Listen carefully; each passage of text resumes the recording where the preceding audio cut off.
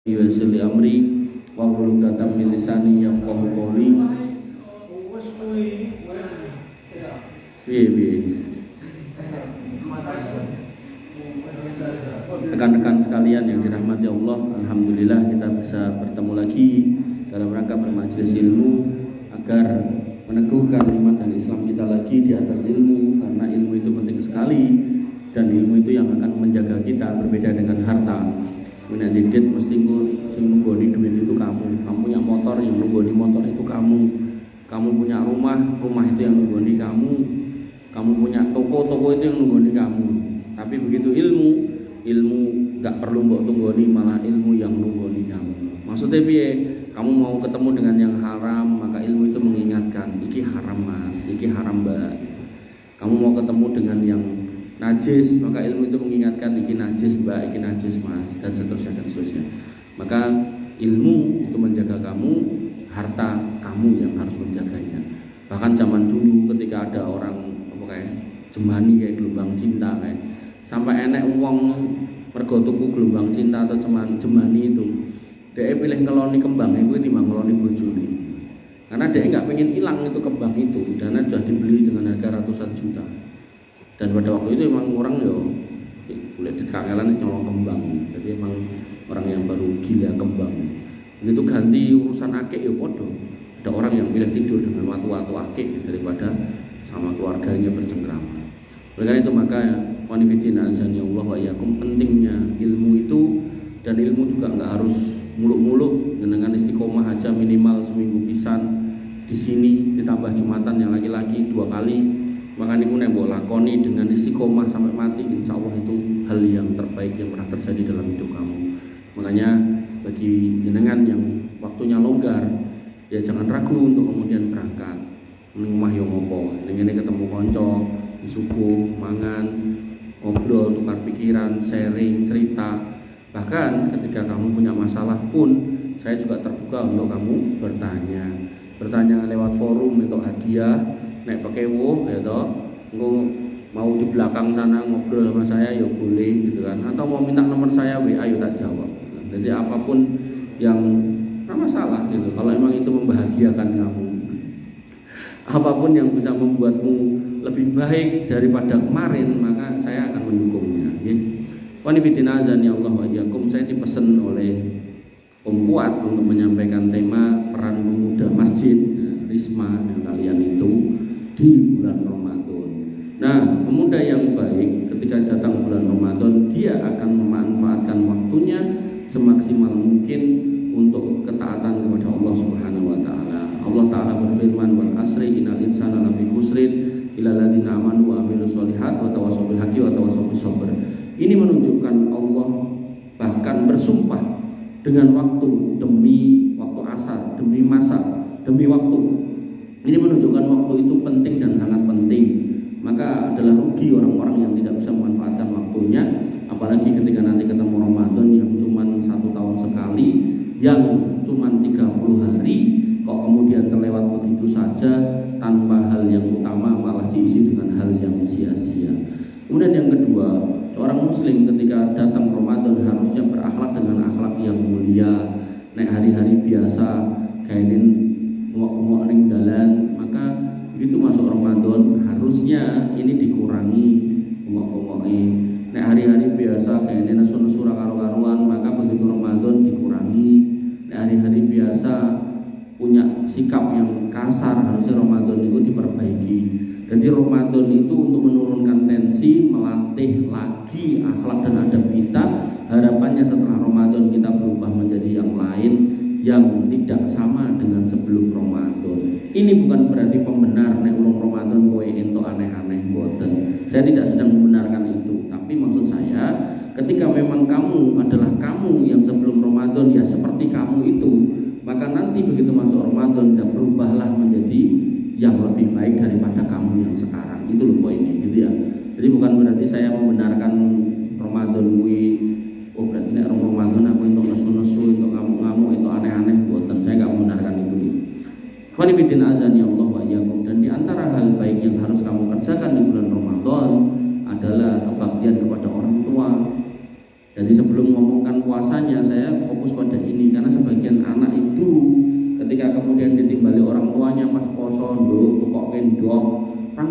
poso kowe Bu ngelak gitu kan. Engko Bu anyel ya terus ya wis disan tuku es teh apa ya ngono gitu kan. Nah, maka qanifidina azani Allah wa iyyakum.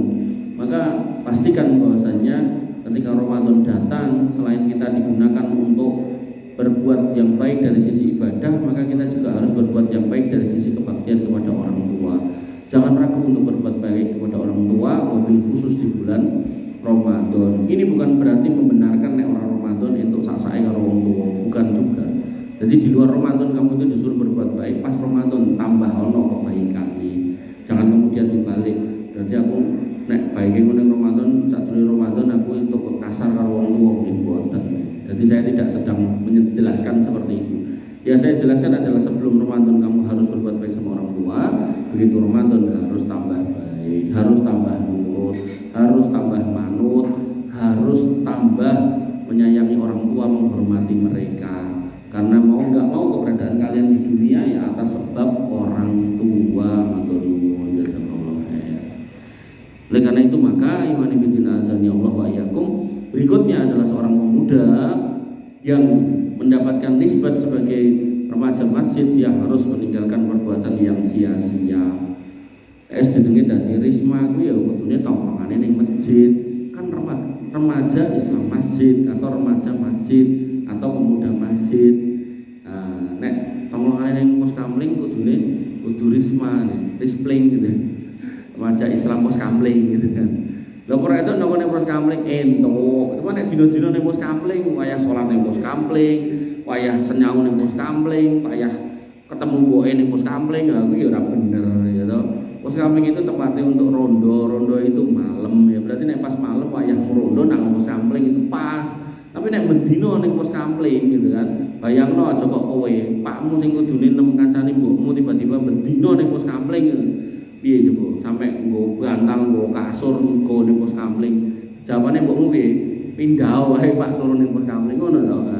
Maka ikhwan fillah azani Allah wa iyyakum, ya, seorang yang punya nisbat sebagai remaja Islam masjid harus meninggalkan perbuatan yang sia-sia dan keberadaannya harus mudah ditemukan di masjid, wabil khusus bulan Ramadan.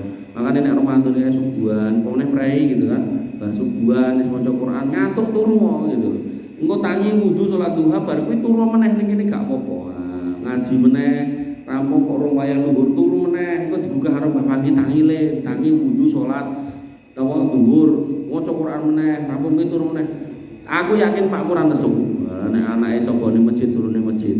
Tapi coba nek anake turune ning pos kamling kae mau. Lak dilokke ora di omah ngono to. Iki anake sapa to jane panggonmu ning pos kamling ini. Oh tak celukke kae mu piye gen ngancani kowe. Nah, Nabi SAW mengatakan man lam yada qaul zur, siapa yang tidak meninggalkan perkataan dusta wal amali bih dan perbuatan dusta juga, maka falaisa lillahi haja fi ayyata ta'amahu wa syarabah.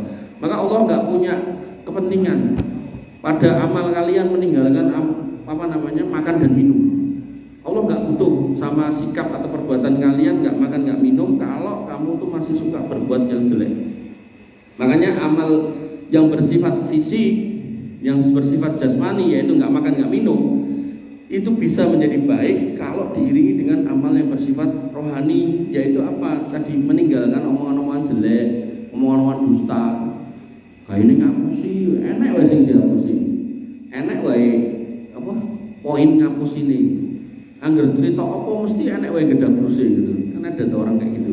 Ngomong sak omong-omongnya mesti hapus-hapus. Jadi dia jelas-jelas wong ra ndit, tapi begitu kemudian nek ngomong, wah aku saiki kerja ngerti ra aspal jalan kae Solo, Eko, Sragen, tekan Ngawi, tekan Jawa Timur. Sing aspal aku lho. Lah pokoke tukang aspal ora lah, aku mandore. Bareng ngobrol serampung, ini ditendang ngono lho. Itu ngomongnya mandor aspal jalan sak ngono mbane, ini duit itu piye. Kudune kan jajake gitu kan. Maka pendusta-pendusta itu akan kelihatan dari sikapnya. Dia bercerita sampai sundul langit gitu kan. Tapi yang terjadi faktanya zong enggak seperti itu. Makanya seorang muslim enggak boleh kemudian terlalu banyak mengumbar cerita-cerita halu tanpa ada kenyataan. Makanya orang Islam itu, pemuda muslim itu harus kemudian merealisasikan cita-cita. Silakan gantungkan cita-citamu setinggi langit dan bahasanya gitu. Ning yo usaha untuk menggapai itu. Ojo mau digantung tok, mau tinggal lunga gitu kan. Kudune mbok gawe piye carane? Oh, aku pengen dadi pilot. Ya berarti sinau matematika, sinau IPA, terus baru sekolahane sekolah pilot. Nah, tapi nek ora tau sekolah ning sekolah pilot terus pilih dadi pilot kan gak enak gitu kan. Oh, maksudnya ora pilot kuwi yo pilot traktor ya wis ki ceritane ngono gitu kan. Nah, maka imani bidina azani Allah wa iyyakum. Orang muslim enggak boleh terlalu banyak mengumbar dusta, apalagi di bulan Ramadan. Dan kemudian seorang pemuda muslim, pemuda masjid itu harus kemudian bergegas dalam beribadah. Wa ajiltu ila rabbi litardo. Quran surat Toha ayat 84. Dan aku bersegera kepada Rabbku agar Rabbku meridhoi aku. Jadi kamu itu kalau pengen diridhoi Allah dan mau ibadah, wayah sholat dan sholat, wayah poso dan poso, terus nek Allah wis ridho karo kowe butuhmu apa dicukupi. Wa idza sa'alaka ibadi anni fa inni qarib. Ya gulam ifadillah yang faduka. Le rungokno, nek kowe manut karo Gusti Allah jaga kowe. Nek kowe jaga larangane Gusti Allah gak mbok langgar, kowe dijaga karo Gusti Allah. Wa idza sa'alaka fas'alillah. Nek kowe butuh jaro Gusti Allah, wa idza sta'anta fas'in billah. Nek kowe butuh bolo sing arep kewangi, njaluk Gusti Allah. Loh, orang itu kalau saking dekatnya sama Allah kayak Uwais Al-Qarni, karena wasilah dia berbakti sama orang tuanya yang diiringi dengan kebiasaannya di masjid. Ini yang kedua, ini jarang dijelaskan para ustaz, jarang. Jadi ada dua hadis panjang tentang Uwais Al-Qarni. Yang pertama menjelaskan kebaikannya pada orang tuanya. Yang pertama menjelaskan bagaimana kebiasaannya sering sopo di masjid. Nah, yang kedua ini. Nah, Uwais Al-Qarni karena punya dua sifat ini, maka Uwais Al-Qarni itu kalau bersumpah menyebut nama Allah, berdoa mesti kabul. Tapi ora terus bedino kemudian meminta apa yang perlu diminta. Bahkan dalam kondisi dia miskin pun dia nggak pernah minta sugih. Satu-satunya yang kemudian diminta dan dikabulkan dan diingat dalam sejarah adalah dia sakit kusta yang belang-belang itu, dan kemudian dia minta sembuh. Neng sembuh ya ora terus pengen resik kabeh. Bahkan dia minta disisakan satu koin kecil di daerah punggung, gue pengingat nek dulu pernah sakit itu dan dikasih sembuh. Gue coba. Apa enak ngomong kuwi, ya Allah saya stroke minta sembuh, minta tolong disembuhkan semuanya kecuali kaki kiri, ben sengkleh apa ya enek toh.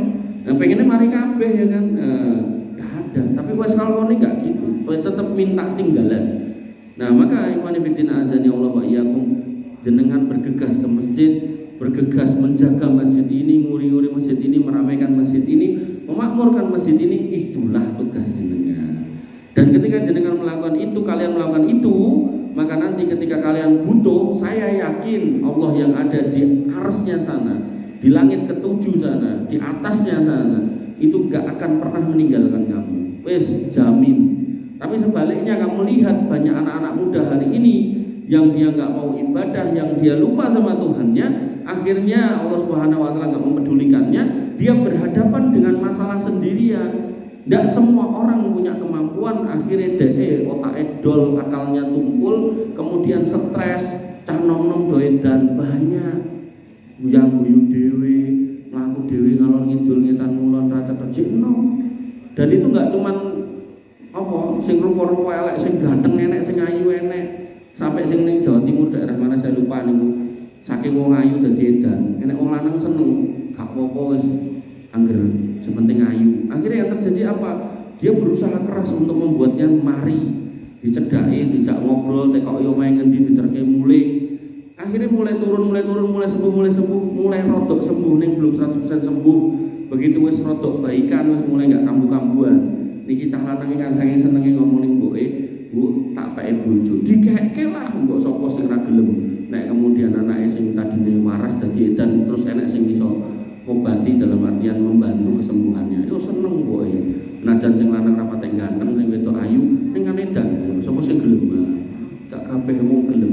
Makanya ketika beliau gelem dan mau berjuang, orang tuane rapopo iki. Maka ikhwan fillah azani Allah wa iyyakum, dekatlah sama Tuhanmu, pada Rabbmu Allah Subhanahu wa taala dengan cara mendekat kepadanya di rumahnya, yaitu masjid. Kemudian nanti ketika datang Ramadan, tentu sebagaimana yang sering kalian dengar, perjuangan kita adalah meningkatkan keimanan dan ketakwaan kita.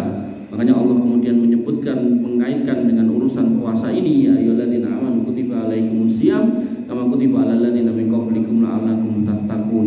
Diwajibkan buat kamu puasa yang endingnya adalah bertakwa.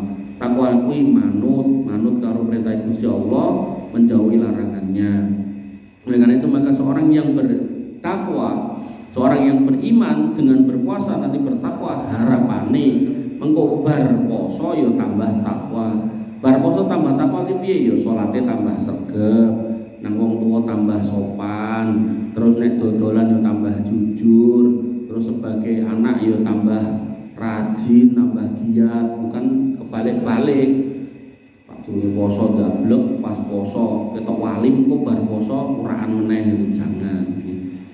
Proses madrasah Ramadannya niki eman-eman nek enggak selesai gitu loh. Nek enggak mbok tutuke itu selesai. Ibaratnya gini loh, wis kesel-kesel sekolah dokter, giliran lulus kok gak dadi dokter. Pilih dadi tukang tambal ban apa ya ngono, kan enggak asik gitu loh. Lho jenenge sekolah dokter dilakoni nganti rampung ya rampung dadi dokter kan penak gitu. Maka seorang muslim yang sudah menjalani Ramadan dan ngerti apa itu Ramadan dan hasilnya adalah ketakwaan, ya kudune bar Ramadan ya sregep paling salat gitu. Mane bidina azan ya Allah wa yakum berdoa. Orang yang puasa sejak dia sahur sampai dia buka, dia punya hak untuk berdoa dan dikabulkan. Orang yang kemudian menjelang sahur, menjelang adzan itu dan subuh, itu di situ waktu yang mustajab, disebutkan bahwasanya wabil ashari hum yastaghfirun. Pada waktu sahur itu adalah saat-saat yang ideal untuk beristighfar, maka banyak-banyak istighfar. Nah ngono ya kadang lali, akhirnya enggak njaluk, enggak nyuwun karo Gusti Allah padahal masalahnya oke. Akhirnya ngono ning tengah poso, untung muka poso, lah wong ora poso, masalahku oke, aku ora kuat nahan. Lho kan ini bulan Ramadan kok kowe ra ndonga. Dan Allah sudah membuka tangannya pada siang hari untuk mereka yang punya masalah di malam hari. Allah membuka lagi tangannya di malam hari untuk mereka yang punya masalah di pagi hari. Dan Allah adalah Rabb yang Arhamur Rahimin, yang paling rahim kepada kita, yang paling memberikan rahmat paling besar kepada kita.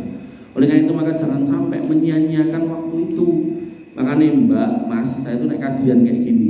Itu tuh kadang ya mikir barangkali jamaah ini sok lali donga, tak wakili, makanya sok tak tutup dengan donga. Artinya saya tuh berharap dengan aku mewakili kalian ngaminke apa yang terucap dalam doa itu terkabul. Tapi enak tapi nih, kan yang tak ucapkan dalam doa itu enggak semua berkaitan dengan kepentingan dan masalahmu ya toh. Makanya dalam hal ini kamu tetap perlu donga dhewe sesuai dengan kebutuhanmu. Wong sing ngerti kebutuhanmu, kamu misal kamu tadi dijajaknya apa tadi? Gorengan atau apa tadi, sempol misalnya itu. Tapi kan enggak semua kalian misal mau sempol, barangkali kamu martabak ya tuku dhewe kan gitu. Maka termasuk dalam doa ketika kamu tak wakilkan, misal dalam konteks kajian ini seminggu pisan diwakilkan, nanti pas Jumatan ya seminggu pisan diwakilkan oleh khotib Jumat, maka barangkali doa itu belum mewakili kalian, maka apa yang kalian butuhkan tambahkan sendiri. Lu aku kurang ngerti bahasa Arab Mas, yo ngaku bahasa Indonesia gak apa-apa. Maka apapun masalahmu sampaikan kepada Tuhanmu, kepada Rabbmu. Pastikan kamu beriman, bertakwa, sholat, baru ndonga njaluk solusi akan dihadirkan. Wasta'inu bisabri wasolat. Aku ki pernah didatangi bapak umur 70 tahun, dia cerita, "Mas aku kudu ketemu karo kowe, mergone rumah tanggaku berantakan." Kuwi tak delok wis teko. Cerita dia tak parane ning omah itu macam-macam masalah kayak biar kan nanti aku dhewe mungkin gak sanggup nahan. Gak sanggup menahan beban itu loh.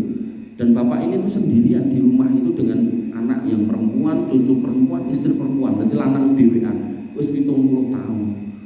Terus ngobrol karo ngidul-ngitan mulon, tak kasih sebagian dari masukan saya yang saya bilang ke beliau, ini kemungkinan ya nggak akan menyelesaikan masalah jenengan semuanya, tapi mungkin bisa mengurangi. Nah, terus aku tengok, nah sakniki ngapunten Pak, niki sing kula tingali ket wau niku namung garwa jenengan terus gadah anak wedok niku pundi sing gedhe nang pabrik Mas, mungkin mulai rada jam-jam itu nggih. Lah terus nomor kali Mas, turu. Lah terus putune sing gedhe, turu. Putune sing rada cilik ya turu. Nah, terus sanjang kalau beliau, Pak, saat ini ketika Allah mengatakan wasta'inu bisabri wasolat, njaluk tulung karo Gusti Allah nganggo salat karo sabar karo salat. Lah niki jenengan pun sabar. Lah niki sing ngomong kudune salat kok ora salat terus piye? Bagaimana ceritanya masalah bisa pergi dari sini kalau gak salat terus piye gitu loh. Makanya ikhwan fillah azan ya Allah wa iyyakum, Nek kamu pengen jauh dari masalah, pastikan kamu mendekat ke masjid, mendekat kepada Allah, pastikan kamu beribadah, kamu akan jauh dari masalah. Kalaupun masalah itu datang, Allah punya janji, ya ja'allahu makhraja, tak kei jalan keluar, wa yarzuqhu min haitsu la yahtasib, bahkan tak kei rezeki sama dalan sing gak dikira-kira. Oleh karena itu maka jangan ragu dengan firman Allah itu. Makanya kalau kamu tuh merasa hidupmu kok banyak masalah, jadi mungkin masalahnya bukan di masalah itu, masalahnya di kamu yang gak dekat sama Tuhan, gitu loh. Wah, ini berarti sih ngomongnya dekat Tuhan karo Allah, yo gak ngono juga, paham gak? Jadi saya tidak sedang menyatakan saya itu dekat sama Allah, enggak. Kita semua berusaha untuk mendekat kepada Allah. Nah, dengan usaha kita itulah harapannya masalah itu nyingkir, mergo kita berusaha mendekat kepada Allah. Tapi nek kemudian kita enggak mendekat kepada Allah, sing nyedaki kita setan. Begitu setane ra ketok, kancamu sing dikancani setan sing nyedak. Dekaline nyedak nggawa masalah, cerita iki, cerita kae, ngalor ngidul lan kulon, akhirnya pikiranmu buyar, gak fokus sekolah. Akhirnya enek cah pinter ning akhirnya putus sekolah gara-gara kancane. Enek cah pinter rasido sekolah malah edan gara-gara bayangke kayak bakal dadi yang kuning megah. Nah, sampai turut. Nah, hal-hal seperti inilah problem anak-anak muda. Kenapa saya bisa cerita? Aku yo tahu enom, saiki aku yo cek enom gitu kan. Maka wani bidina azani Allah wa iyyakum. Enomku itu saya jalani sebagai cah enom, makanya aku ngerti kejadiannya cah enom. Nah, ben kuwi ora ngrasake kaya ngono kuwi, belajarlah dari orang yang pernah menjadi enom. Jangan belajar karo kancamu yo sing padha enom. Karena nek kamu belajar dari kancamu sing padha enom, enggak akan banyak faedah yang kamu dapatkan. Yang ada masalah dia berpindah dari dia ke kamu, dan di dia meringankan bebannya, di kamu nambahi pikiranmu. Oh no. Makanya aku seumuranmu dulu enggak pernah, jarang lah aku amor karo seumuran. Amore karo mbah-mbah, pakde-pakde, ketemu ning ndi? Era ning sawah, ning perapatan, ning protelon, tak sopo, tak arurui, dhek jagongan aku melu ngrungokke. Akhirnya ngerti cerita, oh pada umur segitu dia begitu. Ternyata tenan, begitu saya ketemu orang lain pada umur yang sama dengan orang itu cerita, masalahnya podo. Lah kita wis siap mental sih, somben nek itu terjadi sama saya, corone ngene iki. Tapi nek kamu nggak pernah bertemu dengan orang yang mendahului kamu dari sisi usia, kekancanmu karo sebaya terus, di mana-mana nek pengajian iki nggak apa-apa sebaya. Dan maksudku nek ngendi-ngendi gitu loh, pokoknya nggak orang sebaya mau amor gitu. Akhirnya yang kamu dapat ya cuma masalah-masalah tok yang kamu nggak tahu solusinya apa. Nah, tadi saya ketemu anak muda itu cerita kalau ngidul ngetan mulon itu, kok kira ketemu solusi ngopon. Kemungkinan kancamu ya mung sak ngono-ngono kuwi. Lah nggih, agar ketemu si kae cerita ngono cerita ya ceritane padha masalah kabeh. Ya rampung-rampung. Oke, iwan bidina dan ya Allah wa iyyakum. Sebagai anak muda, ketika Ramadan datang kalian harus terlibat dalam kegiatan di masjid. Allah berfirman, wa ta'awanu 'alal birri wat taqwa wa la ta'awanu 'alal ismi wal 'udwan. Saling tolong-menolonglah dalam kebaikan dan ketakwaan, bukan dalam kejelekan dan permusuhan, dosa dan permusuhan. Makanya ketika kemudian nanti Ramadan, pastikan kamu tuh punya tugas. Apa wae ditampa. Apa tugasnya nyepake takjil tampa, tugasnya ngepel masjid tampa, tugasnya adzan tampa, tugasnya nyepake meja tampa, sapa wae. Kalau memang kamu nggak punya tugas, tanya sama Om Kuat gitu, atau Mas Endra. Mas, apa Mas? Aku iso dikei tugas apa? Menek gendeng le, menek. Lah ngopo ning dhuwur gendeng? Sak karepmu. Ya ndangani gendeng lah, mosok ning ngono meneng ae. Nah, maka apapun jenengan harus mengambil porsinya. Mbak-mbak juga demikian. Oh, cah TPA-ne pas Ramadan tambah oke, ya dibagi. Sing awale wong siji cekel 20 ya pas Ramadan mungkin 10-10. Sing awale misal apalan iki wong siji cekel 30 ya dibagi 15. Lah aku gak apal. Lah sing ngandani nek misal kowe nyemak wong apalan kudu apal sapa? Kan iso juga pakai Quran kamu nyimak to. Misal dhek ngapalane alif lam mim dal. TPA kene apalane kok Al-Baqarah to? Tak ngerti TPA ning kene. Alif lam mim dal ya. Maca Quran, jadi jangan kemudian minder sih gitu kan. Ngajari Iqra itu ngajari gitu kan. Maka apapun yang bisa dilakukan dalam keterlibatan kalian maka lakukan. Dan ternyata Allah menyebutkan orang yang mau ngurusi masjid itu cuma 2 orang. Allah berfirman, innama ya'muru masajidallah man amana billah wal yaumil akhir. Sing gelem muri-muri masjid iki mung loro, sing dhek duwe iman karo duwe iman marang hari akhir. Iman marang Gusti Allah karo hari akhir. Dhek wong Islam terus percaya nek hari akhir kuwi enek. Makanya dia nggak pengen menyia-nyiakan masjid itu tanpa kegiatan. Dia akan membuat kegiatan apapun yang positif karena itu akan menambah amalnya dan disakune mengkonek pas mati berhadapan dengan hari akhir. Karena setiap orang akan berhadapan berurusan dengan urusannya sendiri-sendiri. Oleh karena itu maka ketika ngomong ke masjid semangatnya bukan semangat kelompok. Makanya alhamdulillah di masjid ini orang ngono. Semangatnya semangat persaudaraan sesama kaum muslimin. Allah berfirman innamal mu'minuna ikhwatun. Sing jenenge wong beriman kuwi bersaudara, kumpul ning kene. Nek misal kamu ngaji Muhammadiyah, kamu ngaji NU, kamu ngaji yang lain, kumpullah di sini, ini masjidmu, jogonen salat bareng-bareng berjamaah kabeh wong Islam, ngoten. Jangan kemudian koyo sing ngetan kae gitu kan. Jadi ini masjid bareng-bareng. Gak ada ceritanya ini masjid ki kuwi sing kae ora entuk rene sing enggak, mereka meh rene wetok gitu. Nek ora ono ra entuk gitu. Dipel.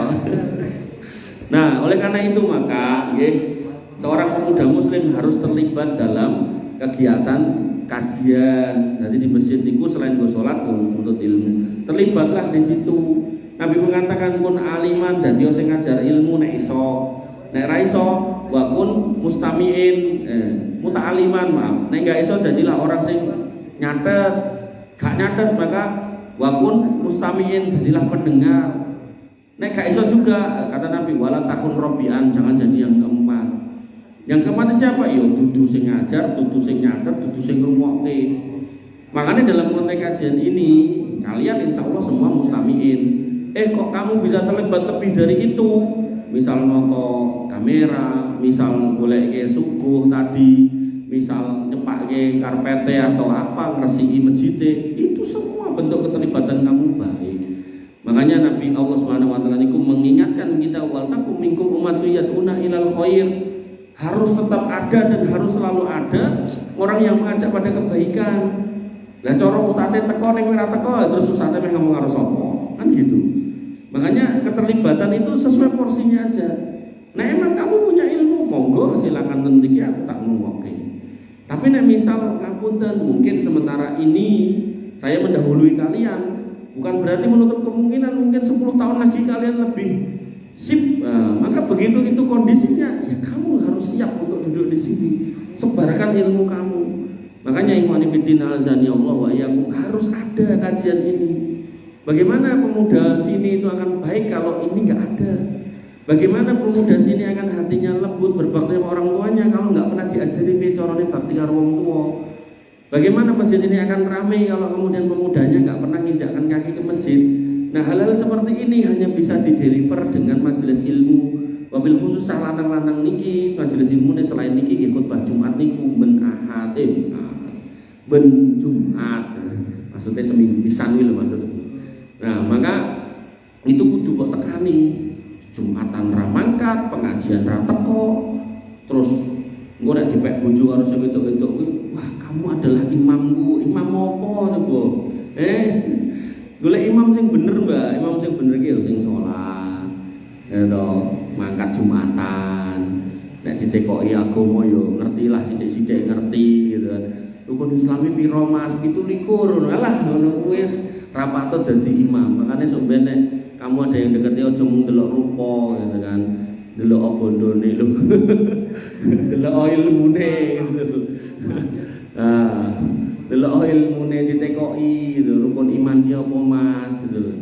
Nek ngono ora iso jawab terus kamu berharap dia menjadi imammu yang memimpinmu sampai ke surga ya angel gitu. Nah kan iso dipelajari Mas, yo iso dipelajari. Pertanyaane, kok nek wis nikah kok dhek gelem belajar ora? Karuan. Berapa banyak orang kemudian ngayal, kita nikahi mergo ayu mergo ganteng, mengko nek pas nikah tak ajari salat. Ning donge pas nikah malah gak salat, malah sing tadine dia salat malah dadi melu ora salat. Itu ijayah piye ora salat itu ijayah. Enek meneh ning wong Islam nikahi wong kafir, alasane engko nek nikah tak dadekke ngono alah rasuwe malah pindah dadi murtad. Makanya ya Allah hati-hati nggih sama yang kayak gitu-gitu nggih. Wanifidina azani Allah wa yakum. Dan orang yang belajar ilmu, wabil khusus ilmu agama, Allah akan tinggikan derajatnya. Yarfa'illahu ladina amanu minkum waladina utul ilma darajat. Allah akan tinggikan derajat orang yang menuntut ilmu. Tak kandani. Aku ngisi pengajian ning kene, ning Ora Tengah, ning Karangturi, ning Jeddah. Nah, sadurunge aku ngisi ning 4 tempat itu, pertama kali ning kene. Sadurunge aku ning kene, aku pernah didatangi santri saya TPA. Aku dulu ngajar TPA ning Masjid Kidul Lor Dalan yang ada di Kidul Daten itu. Pinggir dalan iki lho. Sing mujahidin iki lho. Iki wis kanggo klu-klu ya sik domblongan iki bocah piye. Nah, moro ke rumah saya, ngobrol-ngobrol jane jenengan ngajar meneh. Lah aku siap kok. Ngomong karo takmire entuk ora. Ngono ke gitu kan. Ngomong deh karo takmire, gak etuk gitu kan. Aku ya luweh ora etuk ora masalah gitu. Tenang aja. Tapi apa yang terjadi? Saya sampai sini ketemu dengan bapak-bapak kalian, ibu-ibu kalian, ketemu sama kalian. Bar kuwi terus ning Karangturi, bar kuwi ning Jeddah, bar kuwi ning Ora Tengah, sing kuwi tak loncati gitu kan. Maka orang yang kalau punya ilmu itu santai. Ketika hilang satu akan dikembalikan lebih dari satu. Paham? Makanya jangan pernah merasa ilmu tadi tak bilang di depan tadi lho. Wong ki nek duwe bondo, urip mungkin tak nggo jogo bondo. Tenan, wis kowe arep ngomong apa? Motor, mobil, mesti mbok tunggoni, mbok kunci apa rahasia, macam-macam. Tapi begitu ilmu mbok tinggal turu tangi-tangi delok WA, saged boten ngisi pengawasan bijing mriki. Oh, duwe ilmu. Makanya pentingnya ilmu nih lho. Gitu. Oleh karena itu maka ikhwani fillah azani Allah wa iyyakum, jangan ragu dengan majelis ilmu ini. Kowe kok nek mudeng agama wis gampang, uripmu digawe gampang karo Gusti Allah. Yakin bener, yakin. Nah. Kemudian ternyata Nabi mengatakan bahwasanya nuntut ilmu itu wajib. Thalabul ilmi fardhatun ala kulli muslimin. Wajib. Dan kewajiban ini sebagian orang tuh memahami, oh berarti aku sekolah SD, SMP, SMA. Ya itu ya wajib dinggo mempertahankan hidup kalian mengko biar gak jadi beban orang lain. Maka selain itu kalian juga wajib menuntut ilmu agama. Lah sekolahku umum yo ngene iki wasilahnya. Nah nuntut ilmu agama niku diurutkan dari urusan akidah, dari urusan sholat, dari urusan yang menjadi kepentingan kita, di situ kita menuntut ilmu. Contohnya rata-rata di SMP ya. Ora yo. SMA. Dan kok nek misal rata-rata wis kuliahan semester akhir atau yang seusia dengan itu, berarti baru kuwi tahapannya apa to? Kok kerja? Yo kerja yo ning maksudnya secara siklus kehidupan itu. Rabi, maka ketika kamu mau rabi, misal bayanganmu aku rabi umur selawe, saiki umure wis 22, ya tuntutlah ilmu tentang perabianmu mau gitu loh. Bagaimana menjadi imam yang baik. Mosok calon imam Al-Fatihah gak iso gitu kan, terus piye? Bagaimana wudhu yang baik? Bagaimana kemudian bersikap yang baik, tanggung jawab yang baik, itu belajar enggak apa-apa. Jangan salah kayak kebanyakan orang nikah sing penting seneng sih gitu kan. Nah, kata dia sambil jalan belajar agama. Nah agama nggak bisa dipelajari kayak mie instan begitu dicelupke, digodok banyunya terus mateng, nggak bisa, itu proses. Nah prosesnya ini suwe, sedangkan kebutuhannya untuk mendapatkan kedamaian dalam rumah tangga ini harus segera. Akhirnya yang terjadi apa? Nggak matching. Karena nggak matching, rame, begitu rame perceraian belum lama. Tadi ya bisa aku mau coba berita. Perceraian di Indonesia itu 500 sekian ribu. 500 sekian ribu orang bercerai setahun. Oke, biasa. Itu nek orangnya, belum lagi nanti multiplier efeknya ke anaknya. Yo nek anaknya siji, nek anaknya loro, nek anaknya telu, nek anaknya papat, gitu kan. Akhirnya melahirkan anak-anak yang dari keluarga broken home yang akhirnya menyebabkan biasanya nakal. Nah yang terjadi apa ketika nakal? Otomatis susahnya pemerintah. Jadilah mereka preman, begal, pelite segala macam. Yo pun gitu kan. Geng-geng dan seterusnya gitu kan. Gak tertata dengan baik. Makanya ketika Allah memilih kalian untuk duduk di sini, banyak-banyak bersyukur.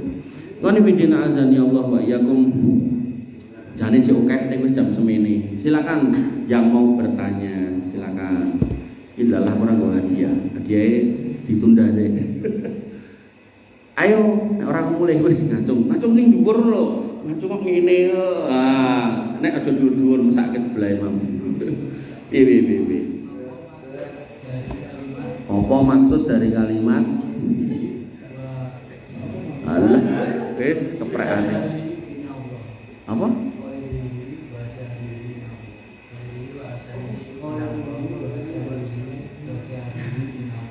Kok aneh ngono kalimat iki. Khairihi wa syarihi innallaha ya apa? Khairihi iki kebaikannya wa syarihi keburukannya. Innallaha sesungguhnya Allah piye kuwi kalimat. Kuwi digawe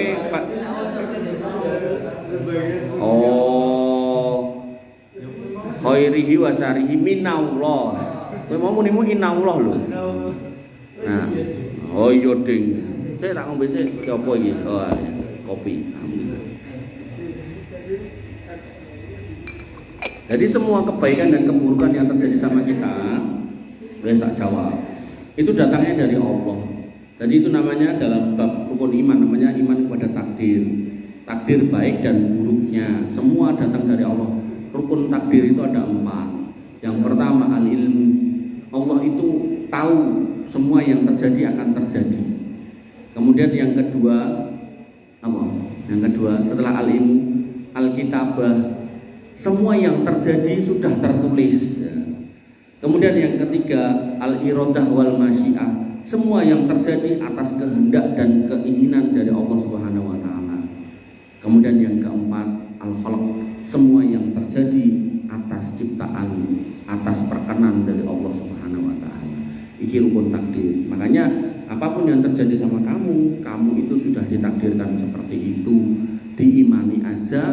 Fungsinya 2. Kalau itu jelek, jangan putus asa. Likaila ta'saw ala ma fatakum. Kalau itu baik, jangan kemaki, jangan sombong. Likaila tafrahu ala ma atakum.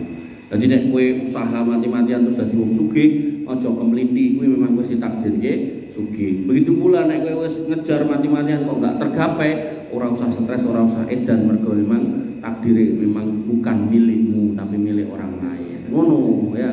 Jadi itulah bab takdir. Khairihi wa syarihi minallah bukan innallah. Ngono. Ayo, Mbak, gantian. Laki perempuan Mbak.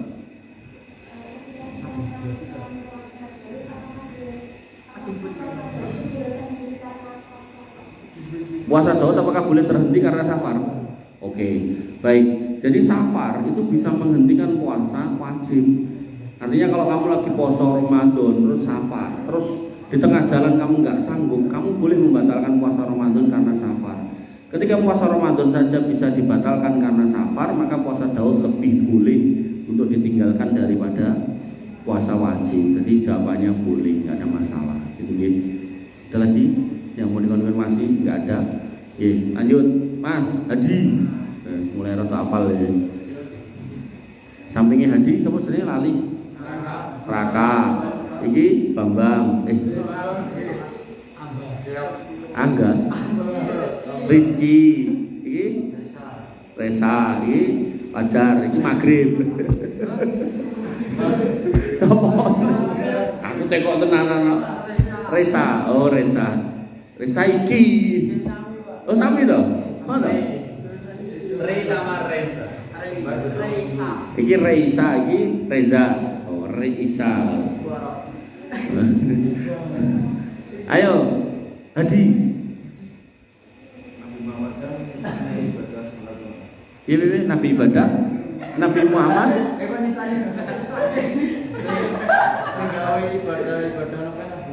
Yaudah. Ini bapak kita ya, hati-hati.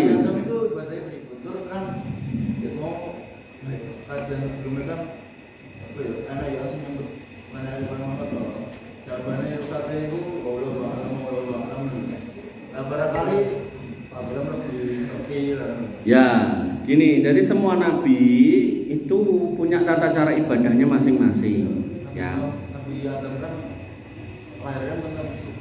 Nah iya, makanya tak jelaskan dulu. Nah, ketika di surga manusia itu sudah tidak beribadah.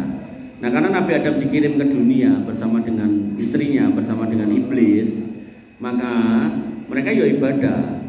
Cuman ibadahnya para nabi itu setiap generasi itu beda-beda. Nah, gimana? Kalau pertanyaannya adalah gimana? Nah, itu kita butuh dalil, bukan ngarang. Nah, karena dalil soal gimananya nggak ada, makanya kita nggak boleh menjawab sembarangan. Makanya seorang ustadz yang ngerti kalau jawabannya nggak tahu, ya dia akan mengatakan wallahu alam nggak tahu. Cuman pertanyaannya adalah apakah sepenting apa kita harus tahu tata cara ibadah beliau? Kan nggak terlalu penting. Yang penting adalah saya ini ibadah yang lain. Terus juga kitab yang paling besar itu kan Al-Quran. Itu kan juga karena Nabi. Nah, terus juga kita dulu. Kenapa cuma Al-Quran? Sedangkan Al-Quran juga isinya kan ada penyembah Allah. Yang lain kan juga. Oke. Iki tak jawab cara bodon wae. Ora apa-apa. Kowe guyu terus iki tak ada sing lucu kok. Ora sing lucu iki sing lucu. Oh iya nek salah ngomong. Dimaafkan. Kita seneng banget nek koncone kleru. Gini loh. Jadi kita tak jawab cara bodon wae. Kowe pernah sekolah TK? Ngono sih, kowe pernah sekolah TK? Duwe ijazah TK to? Kowe pernah sekolah SD, duwe ijazah SD, ya toh? Kowe pernah sekolah SMP, duwe ijazah SMP, saiki SMA atau SMK gitu kan. Nanti akan duwe ijazah SMK. Terus misal kamu kuliah, kowe duwe ijazah kuliah. Terus ada lowongan syarat misal S1 teknik sipil. Kowe daftar. Pertanyaan saya, sing ditekokke engko ning kono kuwi ijazahmu kuliah apa ijazah TK? Halo. Kuliah. Loh lah iya, aku tanya kan kamu jawab. Oh iya, ojo salah. Makanya ketika Allah mengirim para rasul, para nabi, itu tentu sesuai zamannya dan sesuai model orang-orangnya. Nah begitu sampai di Nabi Muhammad SAW, maka itu dalam bahasa orang-orang Nasoro itu ada bahasa Old Testament, perjanjian lama. Yang mereka sebut Old Testament itu adalah Taurat, Zabur. Itu perjanjian lama. Makanya di dalam Alkitab itu nek dibuka dua ngene. Iku enek perjanjian baru, perjanjian lama. Ini perjanjian lama itu enek Taurat, enek Mazmur, Mazmur itu Zabur. Nah, nanti ada lagi New Testament, perjanjian baru. Perjanjian baru itulah yang diyakini mereka sebagai Injilnya Isa Al-Masih itu. Nah, kita Quran kita itu the last testament, perjanjian terakhir. Maka yang kita pegang yang itu. Sama halnya ketika kamu nanti daftar lowongan itu, maka yang akan ditanyakan ijazahmu terakhir. Gitu. Makanya dalam Islam, rukun iman itu kita suruh mengimani kitab-kitab. Ya, ning bukan berarti kon baca semua kitab. Kita suruh baca Quran, ning kita mengimani nek Taurat pernah turun, Injil pernah turun. Termasuk Rasul, kita suruh mengimani Rasul-Rasul. Maksudnya bukan semua Rasul kita suruh mempelajari, bukan. Tapi kita cuma suruh mengimani Nabi Muhammad SAW sebagai Rasul terakhir. Dan sebelum beliau ada para Rasul gitu. Jadi buatan mak jegagi Nabi Muhammad gitu ndak gitu. Jadi ada proses. Proses ini tentu sesuai dengan zamannya. Nah urgensi untuk mengetahui tiap zaman itu nggak terlalu urgent. Kecuali memang kamu adalah ahli sejarah, arkeolog, silakan. Tapi ketika kita masyarakat umum, yang penting kita mengenali apa yang diajarkan Nabi Muhammad SAW. Makanya ada sebagian ulama itu yang mengatakan, yang menjelaskan ilmu Islam ini yang ditulis oleh para ulama. Nah kita pelajari setiap hari. Itu umur kita habis, kitabnya belum selesai. Makanya saya secara pribadi itu tuh di salah satu majelis itu kan ngajar tafsir As-Sa'di, nanti di majelis lain kan ngajar tafsir Ibnu Katsir, nanti di majelis yang lain kan ngajar Riyadhus Shalihin, nanti di majelis yang lain kan ngajar kitab yang lain. Nah ini kitab ini selesai. Apakah ilmu Islam itu selesai di situ? Enggak. Enek Sahih Bukhari, Sahih Muslim, Sahih Abu Dawud, JNE, kemudian Imam Tirmidzi, kemudian masih ada kitab-kitab yang lain gitu kan. Bahkan dalam kitab fikih itu juga fikih ada 4 madhab, kitab dawa-dawa gede-gede gitu kan. Maka yang harus kita pahami, Mas, ketika kita mau memfokuskan diri kita pada agama kita, umur kita sudah habis. Makanya dulu Umar bin Khattab pernah nenteng Taurat, tapi mengingatkan beliau, apa kowe jek mantep karo agamamu saiki kok dadak tenteng-tenteng kitab kuwi. Ini menunjukkan bahwasanya Quran, hadis, sunnah, kitab-kitab para ulama itu banyak yang bisa kita gali, ya, sehingga harusnya kita cukupkan di situ. Dan ketika kamu mencukupkan di situ, kamu paham di situ di Islam, maka insya Allah faedah yang bisa kamu tebarkan banyak. Artinya nek misal dari kamu ini lahir kamu yang bisa menyampaikan akidah yang lurus, fikih yang benar, bisa menyampaikan sirah sejarah yang benar tergantung keilmuannya masing-masing, maka di situ orang sekampung ini akan mendapatkan keberkahan atas ilmu itu. Oh ini nek wong soleh, wong pintar, wong alim, jenenge Hadi Abdul Hadi apa Hadi sama? Hadi Rosid. Hadi Novendri. Maka insya Allah malah akan dapat keberkahan banyak. Silakan Mbak.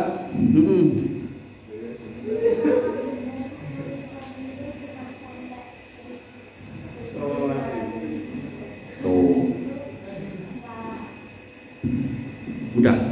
Ya, baik. Kalau ditanya seperti itu, jawabannya ya wallahu alam. Kenapa? Karena Nabi Muhammad SAW pernah gini loh. Wallahu alam itu dikatakan oleh Imam Syafi'i itu jawaban atas setengah ilmu seorang alim itu loh. Jadi justru sing ngawur kuwi sing salah gitu. Jadi jangan sampai salah paham. Jadi nek kamu punya guru ya atau punya pengajar atau punya ustaz, nek mbok tekoki ora ngerti jadi jawab ora ngerti, kuwi jane ustaz sing hati-hati. Tapi nek angger tekoki jawab tur salah tur ngawur, kuwi kudune kowe sing hati-hati. Karena nek enggak hati-hati kamu akan ngikut dia kejeblos pada lubang yang kamu enggak sadar. Kembali ke situ. Pertanyaannya, apakah benar umat Islam itu 1500 tahun Hijriah umurnya? Jawaban saya, wallahu alam. Lah kenapa? Nabi itu pernah bermajlis diparani Jibril dalam bentuk manusia bertanya, apa itu iman, apa itu Islam, apa itu ihsan? Yang keempat ditanya, wa ya Muhammad wa mata sa'ah, dan kiamat itu kapan datang terjadi? Jawaban Nabi Muhammad apa? Mal mas'ulu anha bi alami minasail, sing mbok takoki ora luwih ngerti timbang sing takok. Wis padha karo ora ngerti to jawabane. Seorang nabi pun menjawab ora ngerti pada urusan yang memang itu gaib.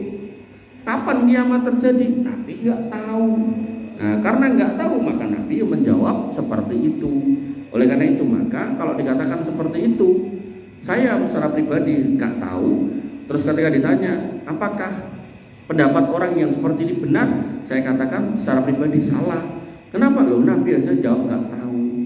Makanya sekarang ini kan sudah istilahnya abad 15 Hijriah kan sekarang ini kan. Nah, artinya itu tadi 1500 Hijriah. Nah, tinggal ini Hijriah sudah berapa nih? 1400 berapa? 45. Nah, 45. Iki apa ngenteni nganti 1500 berarti 65 tahun kas.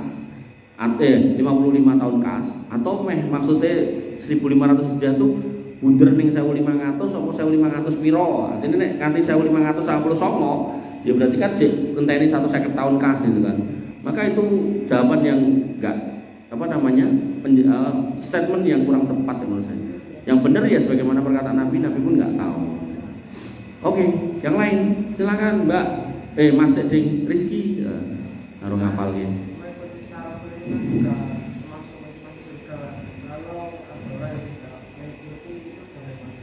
Mengikuti surah Rasul menyebabkan masuk surga. Nek nggak mengikuti gimana gitu loh. Ya orang kompol. Gini, jadi bentar. Nabi SAW dalam khutbatul hajah, jadi beliau ngasih khutbah Jumat gitu. Beliau mengatakan bahwasanya innal hamdalillah nahmaduhu wa nasta'inuhu wa nastaghfiruh wa na'udzu billahi min syururi anfusina min sayyiati a'malina may yahdihillahu fala mudilla lahu wa may yudlilhu fala hadiyalah. Nah, kemudian beliau mengatakan amma ba'du fa inna asdaqal hadisi kitabullah, sesungguhnya yang paling baik, paling benar dari perkataan itu kitabullah Al-Qur'an, wa khairul huda itu hadi, wa khairul huda itu petunjuknya, hadi itu orang yang bawa petunjuk gitu. Nah, wa khairul huda Muhammadin sallallahu alaihi wasallam, dan sebaik-baik petunjuk adalah petunjuk dari Muhammad sallallahu alaihi wasallam. Wa sarul umuri muhtasatuha, dan perkara yang paling jelek itu yang diada-adakan. Kemudian wa kullu muhdatsatin bid'ah, dan setiap perkara yang diada-adakan itu namanya bid'ah. Wa kullu bid'atin dhalalah, dan setiap yang bid'ah itu sesat. Wa kullu dhalalatin fitnah, dan setiap yang sesat itu di neraka. Maka ketika ditanya, ketika kita tidak mengikuti sunnah seperti apa? Jawabannya ya dia akan kemungkinan terjerumus ke dalam bid'ah. Nah bid'ah ini nanti level-levelan. Kalau levelnya bid'ahnya ini kemusyrikan maka bisa memasukkan neraka kekal di dalamnya. Kalau levelnya level-level yang ringan maka itu tentu akan dimintai pertanggungjawaban. Kenapa kok ngikut yang lain bukan ngikut Nabi Muhammad SAW. Zaman dulu setelah Nabi wafat, orang-orang itu sebagian orang itu gawe khalafah buder-buder ngono lho. Terus mereka nggawa kerikil. Di mana kerikil itu di model kayak dakon kan. Jadi digeser. La ilaha illallah geser. Engko terus kumpul di tempat yang sama. Kok nek komplit kabeh berarti terus ganti wiridan. Liyane ganti takbir, ganti tahmid dan seterusnya. Nah, datang seorang sahabat Nabi mengingatkan, "Loh, bajunya Nabi aja masih ada, periuknya masih ada, gelas piringnya masih ada. Kok kowe wis menyimpang ngene iki piye to, Bro?" Kata dia nih, yang ngono kuwi mau, dia ngomong, "Apa kami akan dihukum karena kami ini berzikir?" Jawab sahabat ini, "Bukan dikira sing salah, coromu kuwi lho sing salah." Gitu. Makanya nanti dalam bab telaga, orang-orang setelah dari kuburan ke mahsyar, kemudian ke hisab mizan, pembagian syafaat, mereka nanti akan ke telaga Nabi SAW. Di situ semua umat Nabi kumpul di situ, tapi ada yang diusir. Nah Nabi mencoba untuk menahan, coba usir umatku, todone bekas wudune ketok, mereka wudu kayak kita, sholat kayak kita. Tapi kemudian yang terjadi, malaikat menjawab bahwasanya antala tadrim ahdatsu ba'daka. Kowe kira ngerti apa yang dia buat-buat setelah kepergian kamu. Makanya nanti akan muncul orang-orang yang membuat-buat sesuatu yang enggak pernah ada. Contoh misal, wong Islam ki seduluran, kok tiba-tiba enek sing diangkat dadi Pak Imam, dibaiat terus sing ora membaiat terus dianggap dulur. Padahal padha salate madhep kiblate. Enek ora wong ngono kuwi. Enek yo ning etan kuwi gitu loh. Nah, makanya yang koyo ngono-ngono kuwi nanti akan berhadapan dengan Allah Subhanahu wa taala untuk bertanggung jawab.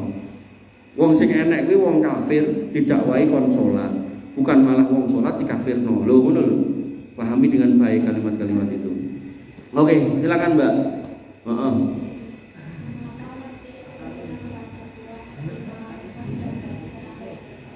Ya, kenapa manusia nggak pernah merasa puas ketika sudah mendapatkan apa yang mereka inginkan? Nabi pernah mengatakan, "Ma mala'a ibnu Adam bi'an saron min batnihi." Gak ada wadah yang diisi oleh ibnu Adam, manusia, yang lebih jelek. Ayo malah rapat dewi. Ya, pertanyaannya bagus loh. Kenapa manusia nggak pernah punya rasa puas loh? Jawabku nggak gua hadis loh. Nah, hati-hati loh menjawab. Nah, kata Nabi, nggak ada wadah yang lebih jelek yang diisi manusia kecuali perutnya. Dia akan ngisi terus. Tapi nek gelas mau isi kan kebak kan. Makanya Nabi mengingatkan harusnya yang namanya perut ya itu sepertiga buat makanan, sepertiga buat minuman, sepertiga buat udara.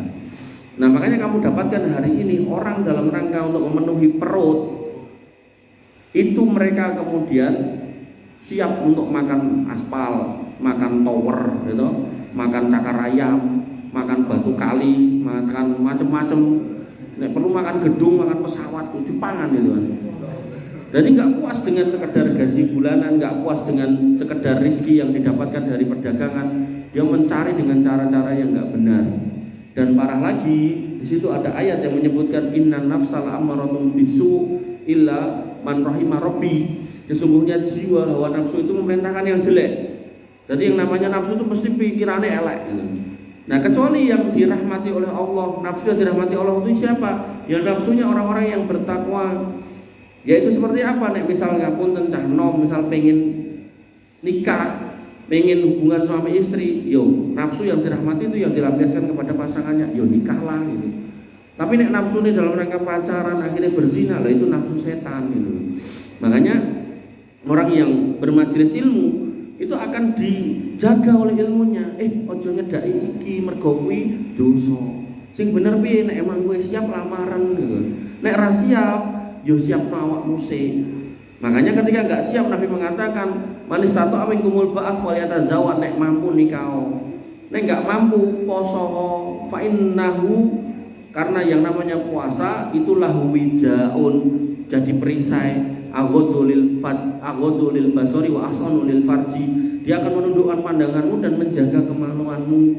Jadi yang namanya syaitan itu ketika dipuji dia akan membesar segede rumah. Begitu kemudian gak dipuji dia bisa mengecil, saking kecilnya bisa masuk ke dirimu, kemudian bertahan melalui pembuluh darah. Kata Nabi, persempitlah jalan dia dengan kamu berpuasa.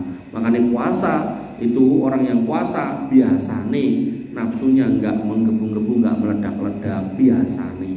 Makanya kalian yang mungkin hari ini ya toh, punya nafsu yang sedemikian luar biasa, itu harus disalurkan pada kegiatan-kegiatan yang positif, pelatihan, olahraga, pengajian. Tapi nek wis akhirnya mentok ya nikah wae gitu kan. Karena emang solusi satu-satunya atas mereka yang sudah kemeraben alias pengen kawin ya nikah gitu kan. Bayangno nek kowe ndek sapi bolak-balik pengen kawin ning rambut kawin-kawin nggih pas kowe lagi makan lagi seruduk gitu kan. Maka manusia pun juga harus seperti itu. Ya, harus kemudian bisa mengontrol hawa nafsunya melalui majelis ilmu, dan nek itu juga sudah tidak tertahankan, menikah itu salah satu caranya. Makanya aku pernah cerita, aku punya santri itu masih kuliah semester 6 atau 5 itu cerita nek pengen nikah. Ya aku ngomong poso, ya dia poso. Saya ngomong tambah iki, tambahin, termasuk takon kuliah loro, mangkat kuliah loro. Nah, kuliah loro, akhirnya dia pas posisi kuliah loro semester 7 dia ngomong sama saya, aku tak wis ra iso masuk. Iso piye iso nahan mbok iku nikah ini. Nah, terus piye aku jenengan kon poso ngene wis kabeh tak lakoni. Wis mentok ra iso. Saya yo ngomong ya berarti solusinya nikah. Ning untuk sampai pada posisi nikah ngomong wong entuk ora kuliah. Senajan dia udah kerja sama saya, jadi santri saya itu tak kon kerja tak gaji. Jadi kerja karo sekolah. Harapane kok nek wis lulus arep metu wae, arep mlaku ya ayo kan gitu. Nah, kemudian yang terjadi dia akhirnya ngomong sama orang tuanya, boleh, begitu boleh tak boleh ke bojo nikah, umur semester 7 nikah. Dan masih kuliah dan masih kerja ya. Maka qanifidin azani Allah wa iyyakum. Itu ya Mbak. Jadi yang namanya perut itu wadah yang paling jelek yang diisi oleh Ibnu Adam, dan Ibnu Adam manusia itu juga dibekali dengan nafsu. Nah, nafsu ini kalau nggak dikontrol sehingga menjadi rahmat dengan ilmu, maka akhirnya nafsu itu yang akhirnya menundukkan kita. Jadi kudune ya ibarat kebu sing mencuti sampean. Tapi kok kemudian kebu malah ngangon sampean, itu keliru. Kudune kan sing ngangon kebu itu kalian. Nah, nafsu juga gitu. Nafsu itu ya ibarat kebu tadi itu. Kudune sing nyekel pecute karo nyekel keloe kowe. Jangan dibalik, jangan sampai nafsu itu yang mengatur kamu. Makanya pentingnya majelis ilmu, banyak zikir, banyak wirid, banyak ilmu. Nah, di situ kemudian akan menjaga kamu. Pokoknya muter-muter jane ngono kuwi intine. Ada lagi mana pojok sih?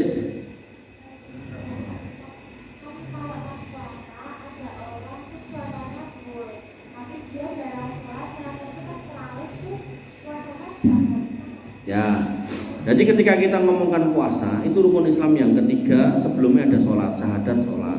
Maka puasa nggak akan sah kalau orangnya nggak sholat. Makanya orang yang puasa harus sholat. Jangan pernah mimpi puasamu akan berfaedah kalau kamu nggak sholat. Sehingga orang yang berpuasa harus sholat. Makanya mumpung ini belum Ramadan, mari kita lengkapi sholat kita rajinkan lagi sholat kita, jangan sampai ada bolong-bolong. Harapannya nanti pas Ramadan kita tetap sholat 5 waktu plus puasa, sehingga puasa keterima, sholatnya jadi genep, gitu ya. Jadi itu kurang baik, itu perbuatan yang tidak baik. Jadi yang terbaik adalah dia tetap sholat dan puasa. Itu. Nanti ada juga orang sing meri, wah kok enak orang Kristen ibadahnya mau seminggu pisan, orang Islam bendino ping 5 meneh. Mbok aku tak kayak mereka, akhirnya dia ngambil keputusan apa ning masjid mau seminggu pisan pas Jumatan. Iku yo salah gitu kan. Maka yang benar tetap ping 5. Jadi gini loh, ibarat ada orang yang salah, terus kowe pengen melu ngono, ya kuwi salah. Sebenarnya nek kamu udah bener ya udah, imanmu yang seperti ini, agamamu seperti ini, enggak usah dicocokkan karo sebelah kono. Nek soal dirasake penak ning kono, itu bagian dari tadi lo nafsu. Itu pilihan yang salah ning ketoke penak. Maka apa yang kita pilih sudah benar, walaupun nggak penak, itu yang kita jalani. Sama halnya dengan nikah. Ketika kita sudah nikah, kalian sudah nikah, sudah milih pasangan si A, si B, si C, yo lakonono enak ra enak karo DE gitu kan. Jangan kemudian nek kok karo kancane, piye nikah karo bojomu enak ora, terus dia ngomong enak lah wong ngene. Terus kowe nyandeki bojoku ra enak ya jebule. Gak iso masak, gak iso ngene, gak iso ngono gitu ya. Akhirnya yo pikirannya mau kurang terus itu. Disitulah kemudian setan bermain dan kemudian piye carane rame padu bubar. Maka yang harus kita pahami, ikhwani fillah azani Allah wa iyyakum, kita jangan pernah mengukur keimanan dengan nikmat orang lain. Ketika orang lain dikasih nikmat tapi dia di atas kekufuran, maka itu bukan iman, itu istidraj. Yang harus kita ukur adalah iman kita ini sudah sebaik apa. Karena kalau memang parameter keimanan itu karena dunia, misalnya dunia apik berarti imane apik, kudune wong paling apik imane ya Firaun sama Qarun, ternyata ya ndak, di sini nyemplung laut, di sini nyemplung bumi. Nah, oleh karena itu maka ketika kita puasa ya kita harus sholat.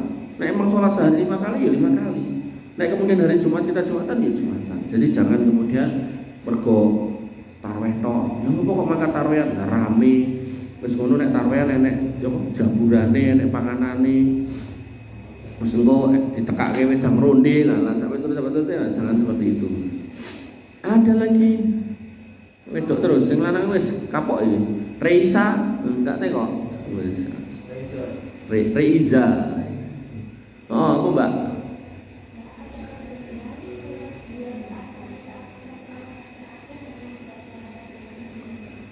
Sholat terakhir. Oh ya. Jadi dalam fikih sholat rakaat 1 dan 2 itu Al-Fatihah dan surat. Nah, terus setelah itu rakaat 3 dan 4, nek maghrib ya 3 tok, nek isya asar ya sampai 4. Maka yang ketiga dan keempat itu Al-Fatihah tok.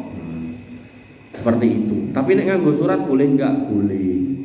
Jadi bukan dilarang, boleh. Cuma nek imame Al-Fatihah tok, terus kamu mau surat, ora rampung suratmu. Nah, boleh kapan? Ketika kamu sebagai makmum imame kowe mau Al-Fatihah, imame kok rong ruku. Nah, maka di situ kamu boleh nambah bacaan karena nek dalam sholat itu kamu meneng wae juga kurang tepat. Jadi misalnya Alhamdulillah rabbil alamin amin gitu maksudnya serampung. Imamnya jadi ngadeg, maka itu kurang tepat. Ya, harusnya kamu tambahin juga qul huwallahu ahad sambil nunggu imamnya ruku. Nah, imamnya ruku ya berarti kamu selesai. Jadi sebenarnya secara prinsip surat Al-Fatihah tok di 3 dan 4.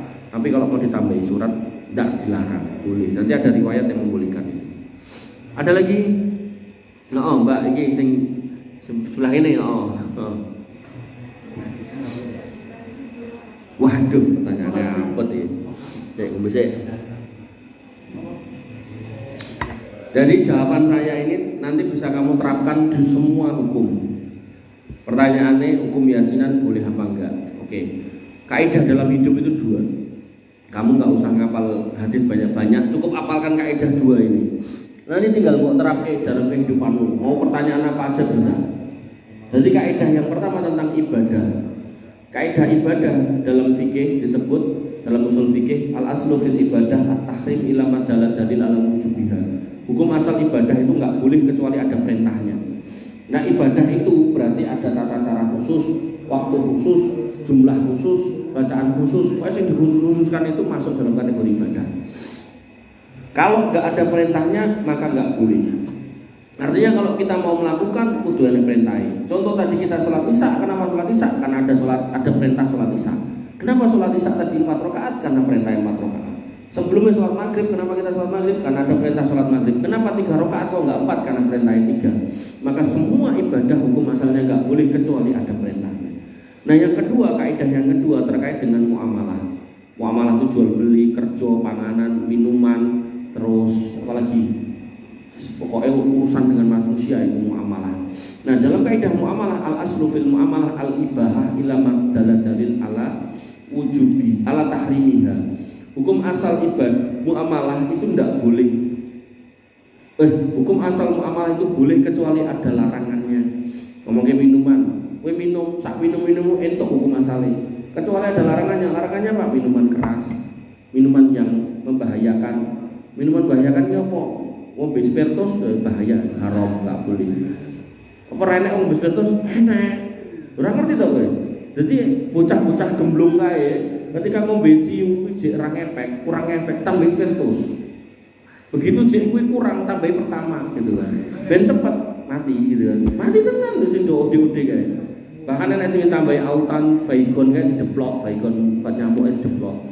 Ada, kula ono ning berita-berita kuwi. Nah, ya. Ini herbal yo, tapi yang bablas. Nah, Hukum makanan, hukum asalnya semua makanan boleh. Pembatalnya atau pelarangannya apa? Yang haram. Nah, makanan haram itu apa? Babi. Ya, berarti ini makanan ini nggak enak babi ini ento. Tapi enak babi ini nggak ento. Gitu. Nah maka silakan. Nek tadi konteks pertanyaannya ya isinan itu muamalah apa ibadah? Tak tanya dulu. Menurutmu ibadah apa muamalah? Mbak. Ente kok ya bingung. Au Mbak. Wes, yasin anak muamalah. Bacaannya jelas, jumlahnya jelas, corone jelas gitu. Ibadah apa muamalah? Tak ada pernah. Ibadah. Kalau itu ibadah, carikan dalilnya. Nenek silakan, nek nek stop. Nah, jenengan mau ngomong apa lagi? Macam-macam. Jenengan mau menerapkan ke semua bentuk. Misal ke Ramadan, sebagian orang padusan. Padusan ini muamalah apa ibadah? Padusan muamalah apa ibadah? Nek muamalah gitu ditinggal lho. Sebagian orang meyakini kuwi nek ra ngono kuwi posone ra afdol lho. Ayo. Terus ngopo dadak sadurunge poso ora ndek wingi-wingi. Ayo. Kuwi ya bagian dari kondisi yang memang tersetting loh. Ketika tersetting ya berarti itu bukan muamalah, itu ibadah. Karena sudah ditetapkan sadurunge poso, ya toh. Terus kudu ning tempat-tempat tertentu atau mungkin cara-cara tertentu. Nyelem cara-cara tertentu. Nek wis ngono kuwi itu masuk dalam kondisi ibadah. Nek ibadah dalile ono gak? Nek gak ono ya stop, jangan dilanjutkan. Ayo. Contoh yang selain ibadah. Lah ya contoh selain ibadah. Contoh yayasan ibadah. Iya toh?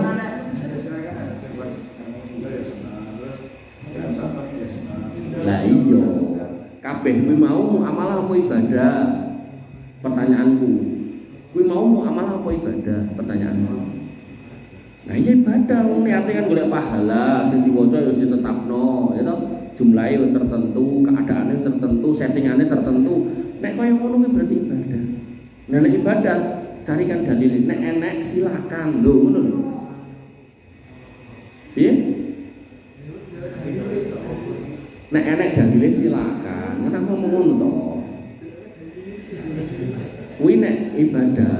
Tapi nek muamalah, hukum asalnya semua boleh kecuali yang dilarang. Nah, misalnya ngomong apa? Kerja dadi satpam itu orang, tapi muamalah apa ibadah dari satpam? Muamalah itu orang dari satpam. Secara hukum asal boleh. Nah, pembatasnya apa? Ketika nyatpami sing haram-haram. Nyatpami haram ki apa? Jadi satpam ning karaokenan, enggak itu. Mengawal apa LC. Nah, itu enggak boleh gitu. Nah, lah kerja lah iya makane kuwi muamalah hukum asale entuk ning pembatasnya nek iku ada yang haram jadi enggak boleh. Ngono ya. Ada lagi? Cukup. Si enek masyaallah. Apa, Mbak? Ra krungu sing arep rame. Piye, Mbak? Boleh enggak makan katak dan bekicot? Katak secara khusus ada larangannya. Katak secara khusus ada larangan untuk dibunuh. Binatang yang dilarang untuk dibunuh memakannya haram.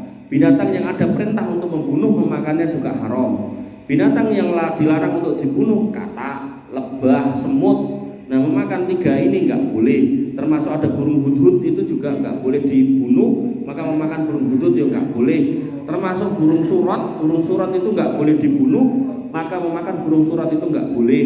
Burung surat kuwi nek wong kene ngaranine manuk pentet. Nah, makanya bedil manuk pentet terus dipangan ra itu. Nah, terus memakan binatang yang dilarang untuk dibunuh, yang diperintahkan untuk dibunuh ya enggak boleh. Ada perintah untuk bunuh tikus, maka memakan tikus enggak boleh. Ada perintah untuk bunuh cicak, maka makan cicak enggak boleh. Ada perintah untuk bunuh ular hitam, maka makan ular juga enggak boleh gitu. Nah, itu kaidahnya seperti itu. Maka ketika ditanya tentang kodok nggak boleh dibunuh, maka memakan kodok nggak boleh. Nah pertanyaannya, nek begicot piye? Nek begicot, hukum asalnya kembali pada kaidah tadi. Hukum asalnya boleh kecuali ada larangannya. Larangan begicot nggak ada, perintah bunuh begicot nggak ada, larangan membunuh begicot nggak ada. Maka secara hukum makan begicot boleh. Ya. Cuman nanti ada kaidah halal haram. Setelah haram ada kaidah berikutnya toyib. Di dalam toyib niki itu barangnya tidak boleh menjijikkan. Nah nek kamu sebagai orang gila karo begicot, begitu mlebu ning ilatmu kowe muntah, Maka dalam kondisi seperti itu kamu nggak boleh makan bekicot. Tapi nek kamu kemudian baik-baik aja makan bekicot, nggak apa-apa, nggak bidurun, nggak apa, nggak membahayakan, maka berarti makan bekicot boleh, gitu ya. Oke, cukup ya. Baik teman-teman yang dirahmati oleh Allah Subhanahu Wa Taala, kita tutup dengan doa sebentar saja agar kemudian pertemuan kita ini diberkahi oleh Allah Subhanahu Wa Taala. Terima kasih untuk semua pertanyaannya dan semua kegaduhannya. Semoga Allah merahmati kalian semua. Bismillahirrahmanirrahim. Alhamdulillahirabbil alamin. Hamdan syakirin, hamdan naimin, hamdan yuafi ni'amahu yukafi mazidah. Ya Rabbana lakal hamdu kama yanbaghi li jalalika wa azimi sultanik. Rabbana lakal hamdu anta nurus samawati wal ardi man fina wa lakal hamdu. La ilaha illa anta subhanaka inna kunna minadh dhalimin wa illam taghfir lana wa tarhamna lanakunanna minal khasirin. Allahumma ighfir lil muslimina wal muslimat wal mu'minina wal mu'minat al ahya'i minhum wal amwat innaka sami'un qaribun mujibut da'wat wa ya qadiyal hajat. Rabbana zalamna anfusana wa illam taghfir lana wa tarhamna lanakunanna minal khasirin. Rabbana ighfir lana dzunubana wa liwalidina warhamhum kama rabbawna shighara. Allahumma ighfir lahum warhamhum wa'afihim wa'fu anhum wa akrim nuzulahum wa wasi' madkhalahum waghsilhum bil ma'i wasalji wal barad. Allahumma taqabbal minna siyamana wa qiyamana wa ruku'ana wa sujudana wa tahassu'ana wa tadarru'ana. La ilaha illa anta subhanaka inna kunna minadh dhalimin wa illam taghfir lana wa tarhamna lanakunanna minal khasirin. Allahumma ja'alna minas sholihin, Allahumma ja'alna minas sholihin, Allahumma ja'alna minas sholihin. Ya arhamar rahimin irhamna ya dzal jalali wal ikram. Allahumma ijma'na fi zumratil muwahhidin wajma'na fi jannatika jannatin na'im ya arhamar rahimin. Allahumma inna nas'aluka al-jannah wa na'udzubika minan nar. Allahumma inna nas'aluka ridhaka wal jannah wa na'udzubika min sakhatika wan nar. Ya hayyu ya qayyum bi rahmatika nastaghits aslih lana sha'nana kullahu wa la takilna ila anfusina tarfata ain. Allahumma kfina bihalalika an haramik wa aghnina bi fadlika amman siwak. Allahumma inna na'udzubika min fitnatil mahya wal mamat wa na'udzubika min fitnatil masiihid dajjal wa na'udzubika min su'il akhlaq. Rabbana atina fid dunya hasanah wa fil akhirati hasanah wa qina adzabannar wa qina adzabannar wa qina adzabannar. Wa akhiru da'wana alhamdulillahirabbil alamin wa sallallahu ala nabiyyina Muhammadin wa ala alihi wa sahbihi wasallam ajmain. Akhirul kalam.